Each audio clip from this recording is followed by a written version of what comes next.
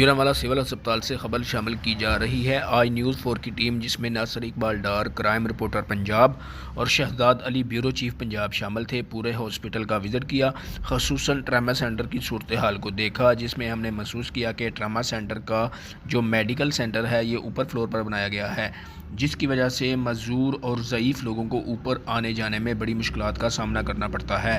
اس پر بھی ابھی تک غور نہیں کیا گیا۔ یہ سول ہسپتال کے ہیلتھ سیکرٹری اور متعلقہ عہدیداران پر ایک سوالیہ نشان ہے۔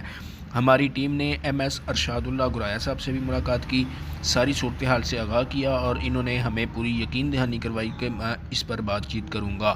ہماری نیوز 4 کی ٹیم ہیلتھ سیکرٹری سول ہسپتال سے اپیل کرتی ہے کہ پلیز میڈیکل سینٹر کو فرسٹ فلور پر منتقل کیا جائے تاکہ بزرگ اور معذور افراد کو سہولت مل سکے۔ شہزاد علی کے ساتھ ناصر اقبال ڈار، نیوز 4 گجرانوالہ۔